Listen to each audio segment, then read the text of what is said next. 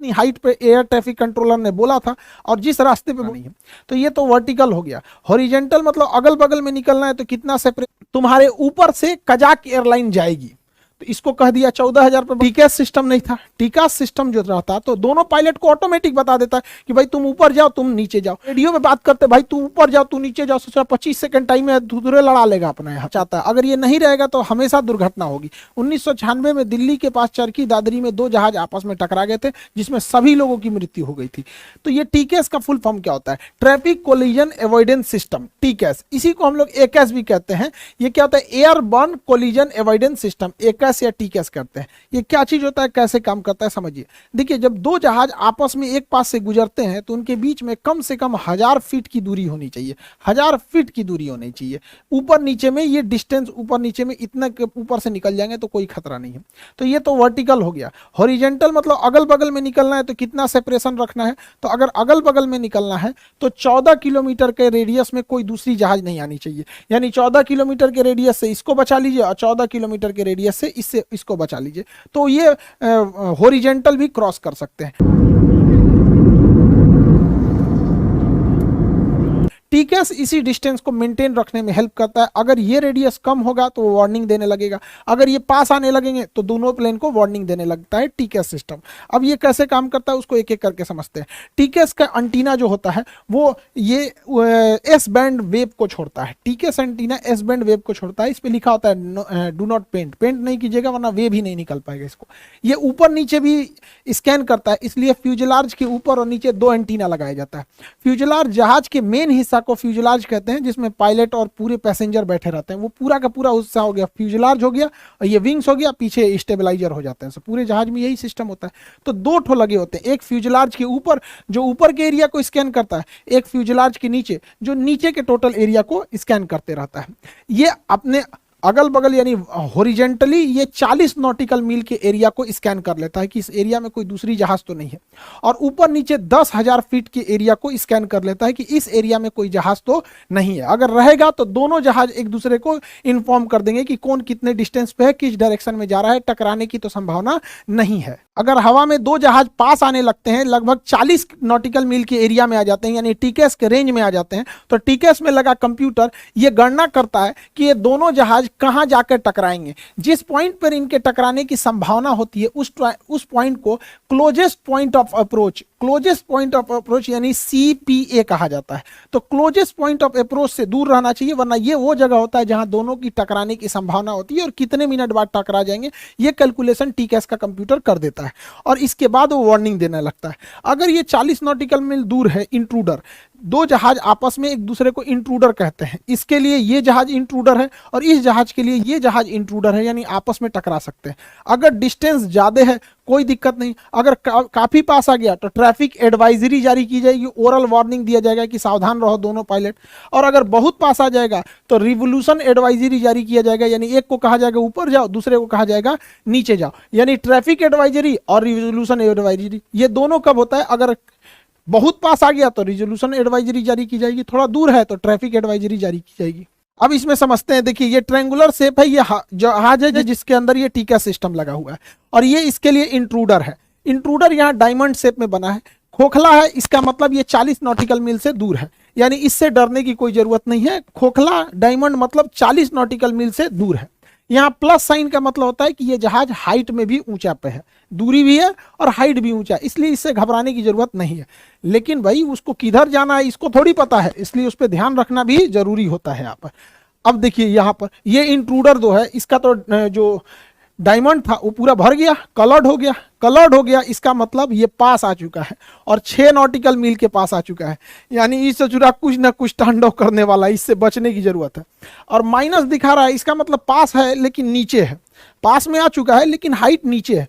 तो कोई ससुरा कोई ठीक है उठा दिया तो टकरा जाएगा नहीं यहाँ पे, इसलिए इस पर थोड़ा ध्यान रखा जाता है क्योंकि ये काफी पास आ चुका है। यहाँ पे 6 नॉटिकल मील, माइनस साइन ये दिखा रहा है कि वो हमसे नीचे है, हमसे नीचे है। अब अगर देखते हैं ले ससुराई, तो एम्बर कलर का हो गया, यानी ऑरेंज और येलो का मिक्स, तो एम्बर कलर का हो गया, इसका मतलब ये 6 नॉटिकल मील से भी पास आ चुका है। अब इससे बहुत खतरा हो सकता है। ये 6 नॉटिकल मील के पास आ चुका है और इतना पास आ गया है कि अगले 45 सेकंड में ये हमारे पास आ सकता है, 45 सेकंड में हमारे पास आ सकता है।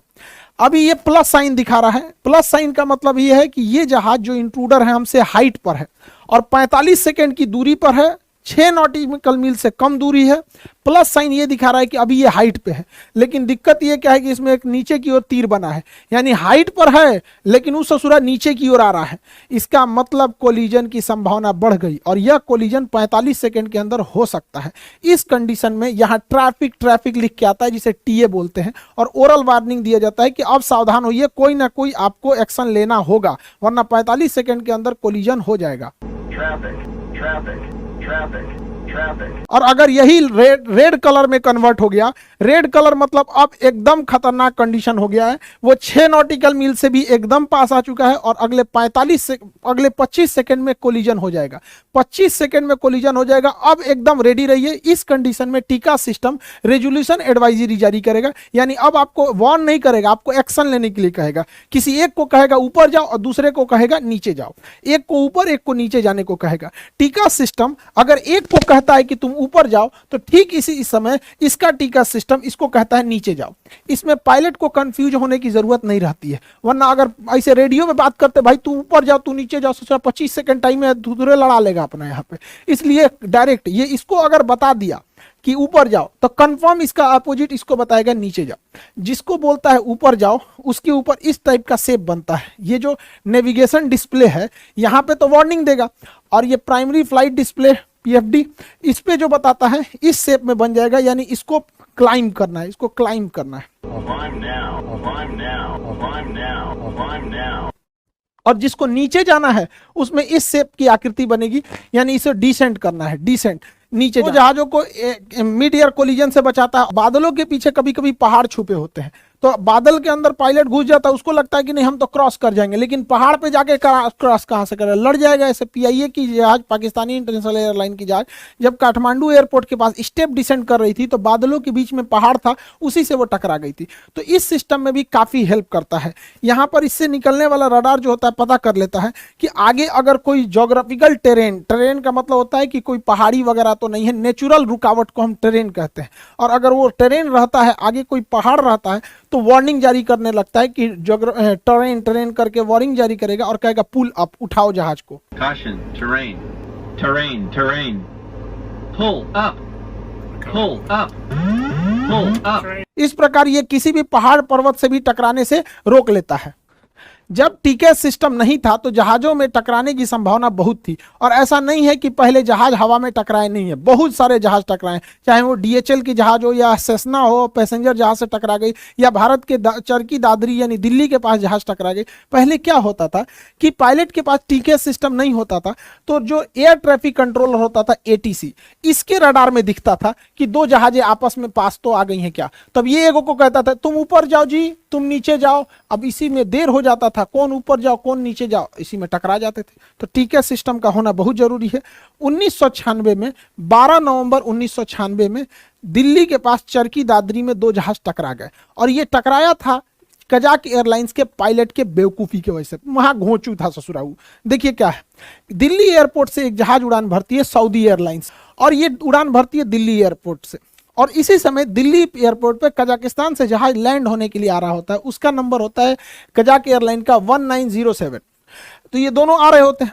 अब इसके लिए एयर ट्रैफिक कंट्रोलर जो था, एयर ट्रैफिक कंट्रोलर यहाँ बैठा होता है, ये सऊदी एयरलाइन से पूछा कि कितने, तुम 14,000 फीट पर बने रहना। तो सऊदी एयरलाइन को कहा कि 14,000 फीट पर बने रहना, तुम्हारे ऊपर से कजाक एयरलाइन जाएगी। तो इसको कह दिया 14,000 पर बनने के लिए, और इसको ये भी बोल दिया कि तुम्हारे ऊपर से कजाक एयरलाइन अभी गुजरेगी। और इससे पूछा, ये air traffic controller Kazakh airline से पूछा कि तुम कितने हाइट पर हो। तो ये बैला कह रहा है कि हम 16,000 फीट पर हैं। तो ये कहा ठीक है, तुम डिसेंड करके 15,000 फीट पर आ जाओ और तुम्हारे नीचे से निकलेगी सऊदी एयरलाइन। कह रहा है ठीक है, हम 15,000 फीट पर आ जाते हैं और एक दूसरे को क्रॉस कर जाएंगे। यहां हो गया भयंकर गलती। ये बैला 16,000 फीट पे था ही नहीं, ये बैला था 15,000 फीट पर पहले से, और इसको जब एटीसी ने कहा कि ठीक है तुम 16,000 पे हो तो एक काम करो 15,000 पे चलाओ, तो ये बैला 1,000 फीट घटा दिया। तो ससुरा 16 पे था नहीं, इसको लग रहा था कि 16,000 पे, इसका अंग्रेजी कमजोर था, ट्रांसलेट कर रहा था, डिक्शनरी लेके बैठा था, वही में बतिया रहा था धीरे धीरे करके। तो इसे ससुरा 15,000 था, घटा के कर दिया 14,000 फीट। और जैसे 14,000 फीट किया, सऊदी एयरलाइन पहले से उड़ रही थी 14,000 फीट पे, दोनों में भीषण टक्कर हो गया, कोई नहीं बचा, मिड एयर कोलिजन हुआ था। पूरी चरकी दादरी दिल्ली के पास ही जगह है दादरी, वहां लाश गिर रहे थे सब, किसी के घर पे, मकान पे, किसी का कटा हुआ हाथ, जला हुआ शरीर। इतना बेवकूफी घोंचू पायलट के चक्कर में था। ससुरा 15,000 पे करा 16,000 पे। तो ऐसी गलती ना हो, अगर टिका सिस्टम रहता तो इसे रोक लेता। एक और गलती हुई थी यहाँ दिल्ली एयरपोर्ट पर। उस समय दिल्ली एयरपोर्ट पर प्राइमरी रडार हुआ करते थे। प्राइमरी रडार इस शेप में होता है और ये केवल जहाज के पोजीशन को बता देता है, यहाँ जहाज है। ये नहीं बता पाता है कि जहाज कितनी हाइट पर है। अगर ये बता देता कि जहाज कितने हाइट पर है तो एयर ट्रैफिक कंट्रोलर को कजाक एयरलाइन से पूछना ही नहीं पड़ता, खुद ही देख सकता था कितने हाइट पे है। लेकिन प्राइमरी रडार केवल जहाज का लोकेशन बता पाता है, ये नहीं बता पाता है कि कितनी हाइट पर है। सेकेंडरी रडार लगाया गया, सेकेंडरी सर्वेलांस